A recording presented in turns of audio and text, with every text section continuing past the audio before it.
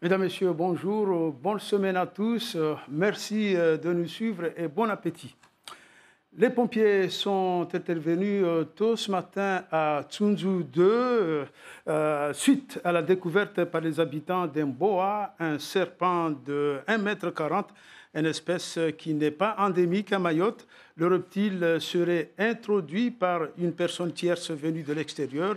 L'animal a été tué par les habitants. On écoute une dame qui a découvert l'espèce sur sa terrasse tôt ce matin. Donc, elle est au micro de Yasmine Jaffar et Fahar Housseni. Il était 4 heures du matin. Je me suis levée pour réveiller mes enfants pour qu'ils se préparent pour aller à l'école. Je rentre dans leur chambre, j'ouvre la fenêtre et j'entends quelque chose de très lourd en train de se déplacer. J'ai jeté un coup d'œil à travers la fenêtre et j'ai vu un serpent. J'ai crié, je suis partie chercher un bout de bois. Un monsieur qui passait par là, par hasard, m'a dit de m'écarter et de le laisser le tuer. Sinon, il risquerait de s'en prendre à moi.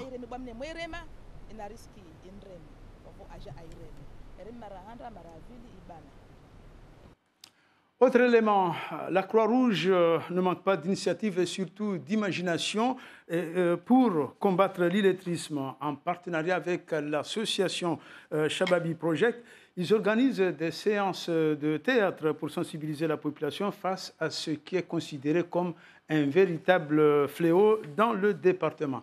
Démonstration samedi matin à Passamaïti avec ce reportage de Yasmine Jaffar et Anastasia Laguera. Des vendeurs à la sauvette à proximité de jeunes toxicomanes. Une jeunesse en perdition, plongée dans les ténèbres du chimique et de l'alcool. Moi, je m'en fous de vous. Moi, je suis mieux que ta fille. Bande de commères.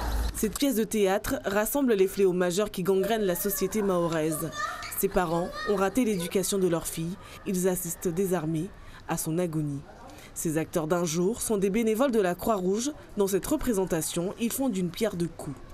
On utilise l'art du théâtre pour les aider à s'exprimer en public parce que c'est pas facile de parler en public alors qu'on est jugé par d'autres personnes. Généralement, j'ai pas l'habitude parce qu'il y a la ridiculité qui domine, la timidité, mais à partir de ça, je vois que tout a changé. Par contre, pour débloquer les paroles, il faut que je multiplie avec les autres, avec des amis, or qu'à la maison, on utilise notre langue maternelle. Comme on n'a pas pu y aller loin à l'école, mais aujourd'hui, on peut quand même... Moi, je n'étais pas comme ça. Mais grâce à Shababi, avec ce projet, je suis... Quand même, je peux m'expliquer n'importe où, même si je fais des erreurs, des fautes, mais je serai capable de m'expliquer n'importe où. L'illettrisme, une véritable barrière qui handicape 63% des femmes et 53% des hommes à Mayotte. C'est le cas de ces bénévoles de la Croix-Rouge.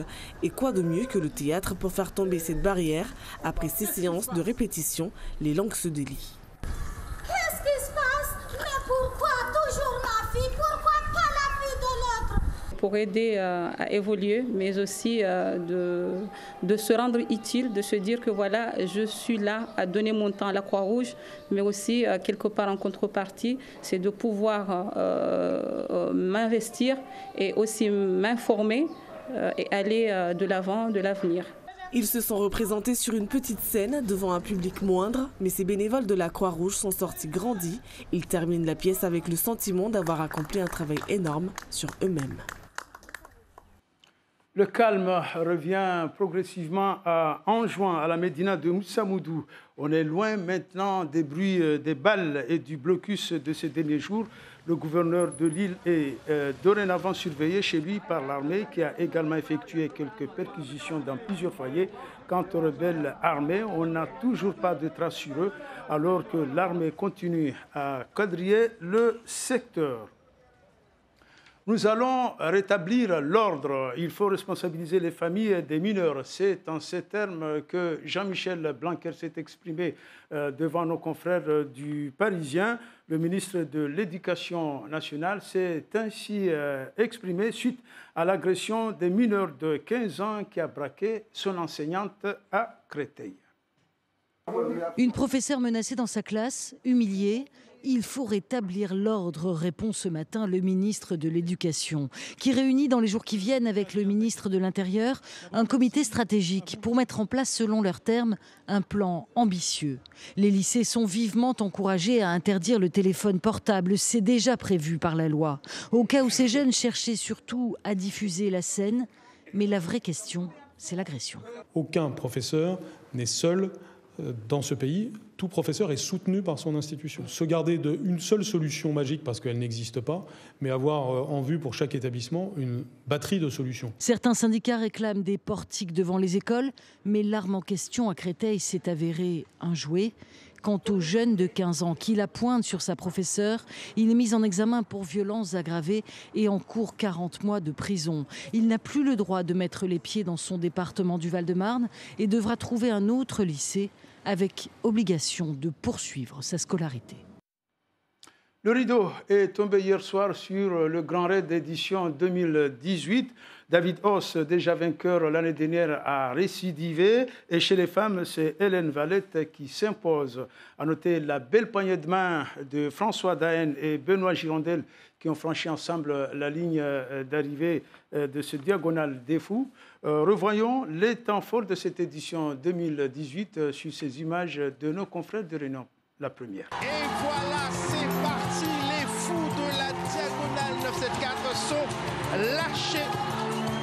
Toujours dans cette superbe ferveur, formidable ambiance. Et cela va durer ainsi tout au long du boulevard Hubert de Lille. François et Benoît!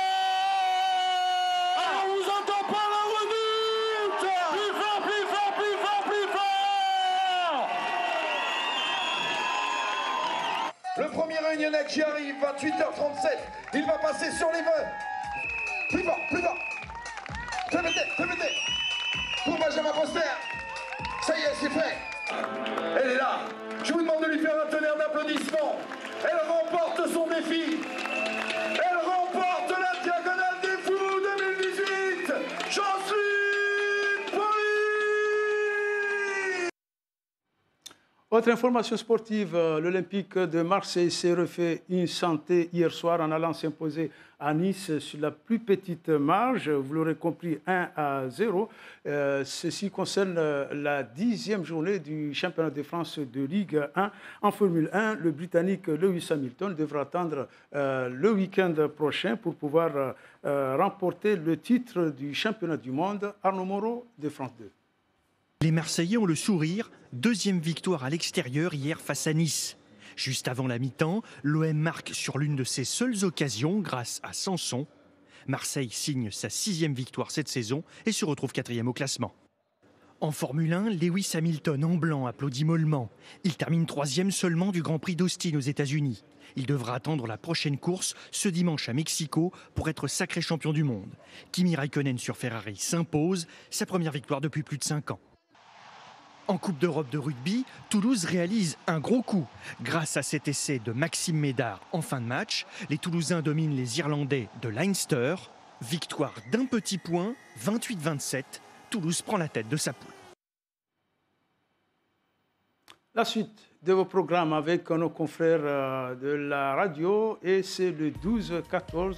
Merci encore une fois de nous avoir suivis. Passez un excellent après-midi sur la première.